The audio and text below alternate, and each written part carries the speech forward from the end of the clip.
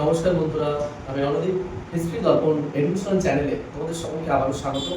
আজ আমাদের আলোচনার মূল বিষয় হলো, তোমরা যারা কল্যাণী বিশ্ববিদ্যালয়ের অধীনস্থ পঞ্চম সেমিস্টারে পড়ছো এবং পঞ্চম সেমিস্টারে তোমাদের ইতিহাস মেজর রয়েছে, সেই ইতিহাস মেজর থেকে তোমাদের কি ধরনের প্রশ্ন করতে হবে 5.1 পেপারকে, অর্থাৎ যেটা রয়েছে তোমাদের মুঘল ভারতের ইতিহাস। এই মুঘল ভারতের ইতিহাস থেকে গুরুত্বপূর্ণ কিছু প্রশ্ন সম্পর্কে আজকে আলোচনা করব। আর তোমরা যারা চ্যানেলে নতুন আছো অবশ্যই চ্যানেলটিকে সাবস্ক্রাইব করে নোটিফিকেশন অন করে রাখবে, আর বন্ধু-বান্ধবদের মাঝে অবশ্যই শেয়ার করে দেবে। আর তোমাদের যদি কোনো কোয়ারি থাকে অবশ্যই তোমরা কমেন্ট বক্সে কমেন্টের মাধ্যমে কিন্তু জানাতে পারো।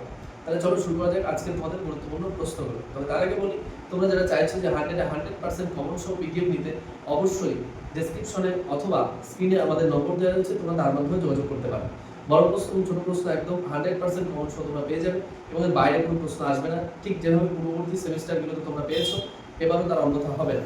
তাহলে চলো শুরু করা যাক তোমাদের কিছু গুরুত্বপূর্ণ প্রশ্ন। প্রথম যে প্রশ্নটা তোমরা পড়বে সেটি হলো, মুঘল যুগের জীবনযাত্রা প্রণালী সম্পর্কে লেখো। অর্থাৎ মুঘল যুগের জীবনযাত্রা সম্পর্কে কিন্তু তোমাদের পড়তে হবে। নেক্সট 2 নম্বর যে প্রশ্নটা পড়বে, আর তার আগে বলে রাখি যে প্রশ্নগুলো কিন্তু অধিকাংশ ক্ষেত্রেই 5 অথবা 10 যে কোনো রকম ভাবেই কিন্তু আসতে পারে, তাই তোমাদের দুভাবেই কিন্তু প্রিপেয়ার নিয়ে রাখতে হবে। 2 নম্বর যে প্রশ্নটা রয়েছে, আকবরের রাজপুত নীতি সম্পর্কে আলোচনা করো। দেখো, আকবর সম্পর্কে তোমরা অনেক প্রশ্নই পড়ো, কিন্তু আকবরের রাজপুত নীতিটা কিন্তু মোস্ট ইম্পর্টেন্ট, এটাও তোমাদের জানতে হবে। নেক্সট 3 নম্বর যে প্রশ্নটা তোমরা পড়বে, মুঘল ভারতে মুদ্রা ব্যবস্থা সম্পর্কে আলোচনা করো।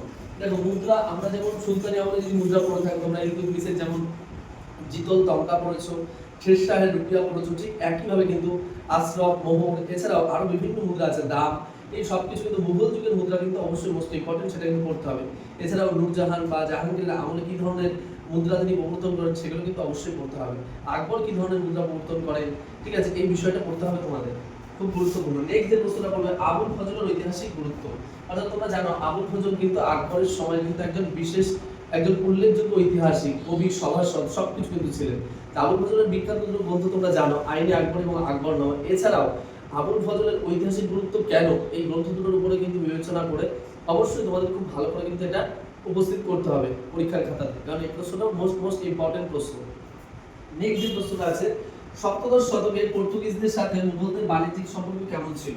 অর্থাৎ সপ্তদশ শতক তোমরা জানো যে সপ্তদশ শতকে মুঘলদের সাথে পর্তুগিজ বাণিজ্য উল্লেখ করতে গেলে তার আগে তোমাদের কিন্তু পঞ্চদশ শতক উল্লেখ করতে হবে, কারণ তোমরা অনেকেই জানো যে 1498 সালে পর্তুগিজ নাবিক ভাস্কো ডা গামা কিন্তু সবার প্রথম কালিকট বন্দরে পৌঁছেছিল ভারতে এসে, এবং তার পরবর্তীকালে কিন্তু ধীরে ধীরে এই বাণিজ্যের বিস্তার ঘটে। তোমাদের এখানে কিন্তু এটা উল্লেখ করতে হবে যে 1632 সালের দিকে কিন্তু শাহজাহান পর্তুগিজদের সাথে বাণিজ্যের পুরোপুরি অবসান ঘটিয়ে দেয়। পরবর্তী থেকে শুরু হয় ইংল্যান্ড এবং ডাচরা কিন্তু তখন থেকে বাণিজ্য করতে শুরু করে। এই যে বিষয়গুলো সবকিছু নিয়ে সুন্দরভাবে তোমরা কিন্তু এই বাণিজ্যটা উল্লেখ করতে হবে। এছাড়া তোমাদের এর মধ্যে কিন্তু অবশ্যই কার্তাজ প্রথা বলে একটা প্রথা রয়েছে বাণিজ্যের ক্ষেত্রে, সমুদ্র বাণিজ্যে সেখানে পর্তুগিজদের আধিপত্য ছিল। অর্থাৎ ইউরোপীয়রা বাদে অন্য যে কোনো এশিয়ান বা অন্য কোনো জায়গার জাহাজ যদি সমুদ্রের উপর দিয়ে যেত, তার জন্য আলাদা করে ট্যাক্স বা রাজস্ব ধার্য করা হতো, কার্তাজ প্রথা। সেটাও কিন্তু মোস্ট ইম্পর্টেন্ট, সেটাও আমাদের করতে হবে। এই যে প্রশ্নগুলো বললাম, 5টা প্রশ্ন আবার রিপিট করছি আমি। মুঘল যুগের জীবনযাত্রা প্রণালী সম্পর্কে আলোচনা করো। 2 নম্বরে আছে আকবরের রাজপুত নীতি সম্পর্কে লেখো। 3 নম্বরে আছে মুঘল ভারতের মুদ্রা ব্যবস্থা সম্পর্কে লেখো।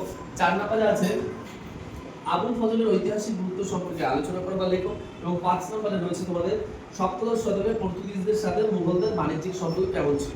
এই যে প্রশ্নগুলো আলোচনা করলো, এই প্রশ্নগুলো তোমরা ভালো করে পড়ো। আর কারো যদি মনে হয় 100% কমন সহ সাজেশন চাই, বড় প্রশ্ন ছোট প্রশ্ন সব ঠিক পূর্ববর্তী সেমিস্টারের মতো, সেরকম কিন্তু তোমরা এবারও পাবে, এর অন্যথা কিন্তু কিচ্ছু হবে না। আর আমরা যা প্রশ্ন দেবো এর থেকে কম প্রশ্ন কেউ দিতে পারবে না, আমি আগেও বলেছি এবার বললাম, এবং 100%ই পাবে।